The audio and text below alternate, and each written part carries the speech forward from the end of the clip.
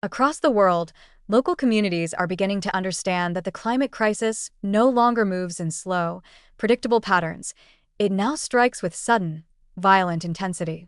Heat waves, once rare or seasonal, now appear without warning, fueled by ocean-driven atmospheric instability. These climate shocks no longer give people time to prepare. They descend overnight, leaving cities and towns scrambling for survival. As the planet stores more heat in its oceans and atmosphere, these rapid temperature spikes will become the new normal. What happens in those critical hours depends not on national governments or global institutions, but on the readiness of local communities, neighbors, clinics, volunteers, and shelters that must respond faster than any official warning system can. The tragedy is that most communities are not ready. The signs of collapse are already here. Hospitals overwhelmed by heatstroke victims, neighborhoods where elderly residents die silently in stifling apartments, power grids buckling under the demand for cooling, and water systems drying out just when people need them most. These failures are not just technical, they are moral. Every unprepared city, every unfunded emergency plan, every disconnected neighborhood becomes a breeding ground for preventable death.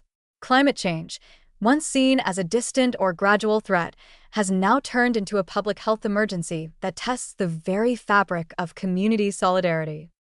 In many parts of the world, especially in developing regions, readiness has meant improvisation. When heat waves strike, people open schools, mosques, or libraries as makeshift cooling centers. Volunteers go door to door checking on elderly neighbors, delivering water, or setting up fans powered by car batteries.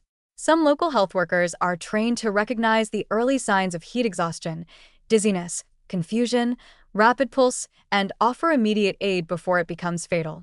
These acts of care save lives, but they also expose the limits of what communities can do alone. The heat waves of the future will not last hours, they will last weeks. Without systemic investment, community efforts risk being overwhelmed. One of the greatest dangers is that extreme heat kills silently. It doesn't leave behind dramatic images like hurricanes or wildfires. Instead, it works through the body, quietly shutting down organs, thickening the blood, stressing the heart, and dehydrating the brain.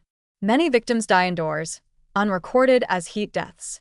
This invisibility leads to political apathy and underfunding of local readiness programs. The cost of inaction is invisible until the morgues overflow. Communities that underestimate this threat are effectively gambling with their own survival. Some cities are trying to turn this reality into action. In parts of India, local governments have partnered with NGOs to establish heat action plans. These include public sirens that warn residents when temperatures cross dangerous thresholds and volunteer networks that check on vulnerable individuals. In Arizona and Southern Europe, cooling shelters have been added to public infrastructure, air-conditioned bus stops, shaded water stations, and emergency hydration centers. Yet these efforts remain patchy and uneven. For every city with a functioning heat readiness plan, dozens more have none at all. Poorer neighborhoods, where buildings trap heat and access to air conditioning is limited, bear the brunt of every shock. The inequality embedded in heat exposure is staggering. And the threat is evolving faster than the response. As the ocean releases more stored heat, atmospheric patterns become erratic. A week of record-breaking heat can suddenly give way to floods, then back to drought. These compound events are becoming more common and more deadly because they exhaust community resilience. A town that survives a heat wave may have no time to recover before facing contaminated water, power outages, or disease outbreaks. The human body and the social body cannot adapt to relentless shocks without rest. This is where true readiness must go beyond cooling centers and first aid. It must build systems of mutual care strong enough to endure repeated crises.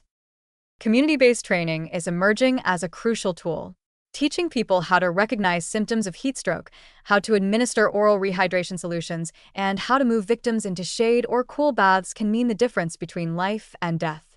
Yet even this requires organization and trust, both of which are eroding in many places due to political polarization, economic hardship, and misinformation. In fragmented societies, where neighbors no longer know each other's names, the most basic form of protection, checking in on someone, is lost. Climate shocks exploit social isolation. When people live disconnected from one another, disaster response becomes almost impossible. What communities urgently need is not just information, but infrastructure. Cities must create microgrids that keep power running in cooling shelters when the main grid fails.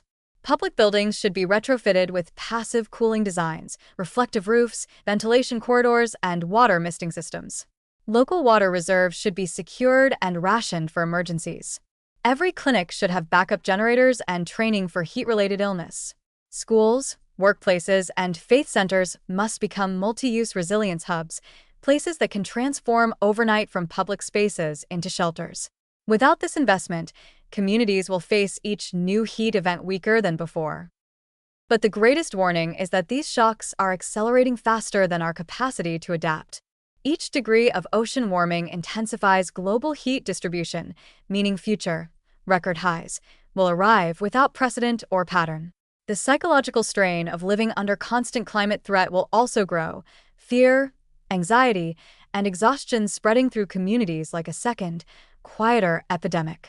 If people come to believe that disaster is inevitable, that help will never come, readiness itself collapses. A fatalism sets in, one that can kill as effectively as the heat itself.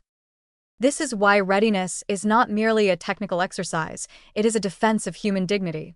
It is the recognition that every life lost to extreme heat is not an act of nature, but a failure of preparation. The ocean is releasing its stored heat now, and with it, the illusion of stability.